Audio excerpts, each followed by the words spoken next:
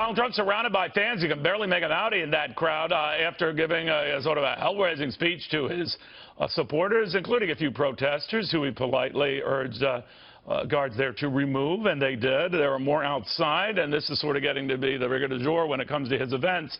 But there's no denying the crowds he generates or the unusual support from a wide variety of people he is getting, including one David Stockman. You remember the guy Ronald Reagan took to the woodshed for questioning his policies?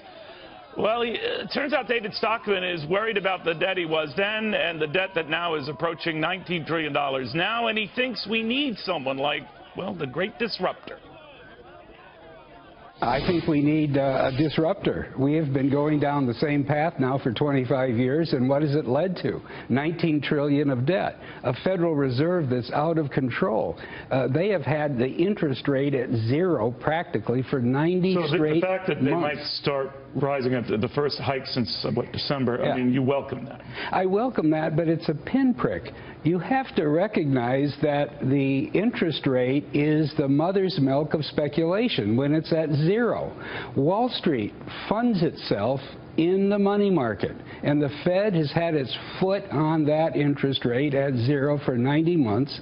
It's generated the most spectacular run of speculation and bubble finance and overvaluation of everything, bonds and stocks, that we've seen in history. We've leveraged off of that mightily. Mightily. All right, so I have a feeling that they're not going to raise. They'll find any excuse not to. They might, but I just don't see them doing it. And they'll seize on any excuse not to. But obviously the markets have changed their minds that they're ready and okay with that. I know you feel about rates being too low, but how do you think the markets will respond to a hike?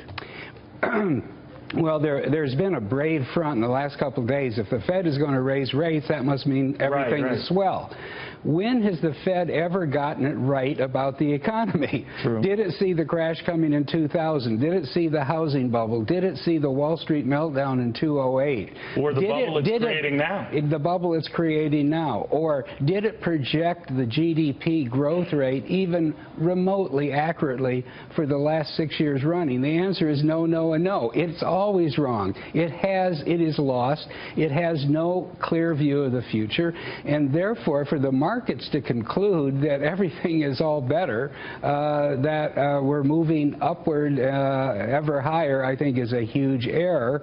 And when we actually get to where I think we're going, which is a recession, there will be massive panic in selling on Wall Street. When is that recession coming? I would say by the end of this year or next year. After all, we're 84 months into this so-called recovery, as tepid as it's been. The longest one in history is a little over 100 months. But you mentioned Donald Trump as being maybe a welcome figure in Washington because he's a great disruptor, yet he has said nothing about reining in entitlements or doing anything to address government growth. He wants to spend more on defense.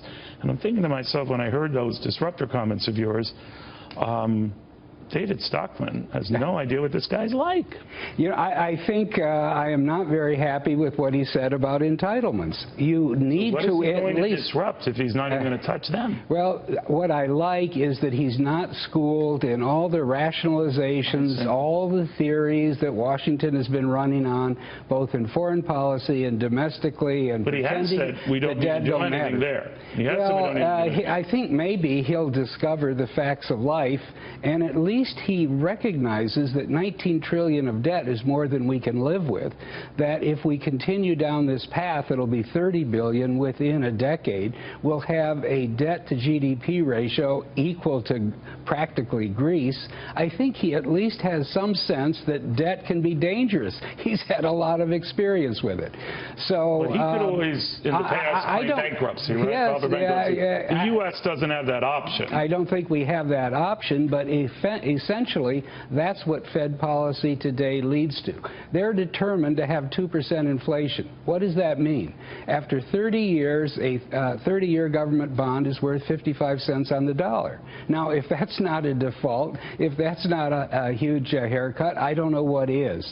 So my point is, one way or another, with outright default someday down the road, if we keep going this way, or deflationary inflationary default. We can't live with this. But we always kick that proverbial can down the road. Now, you say it seems like Donald Trump is closer to getting it than Hillary Clinton by your definition, but either way, by the end of the year, whoever comes in will be coming into a recession. I think whoever is elected will inherit a recession.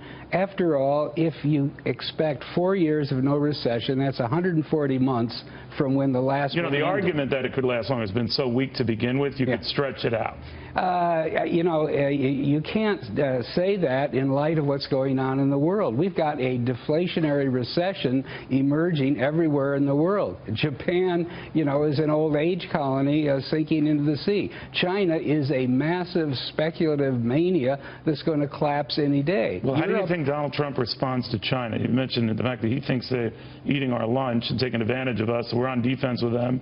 Earlier in the campaign, he talked to tariffs against Chinese goods. He's dialed that back, but that he would ignite a trade war. And if you read the Chinese press, they're not fans of his. So he comes in.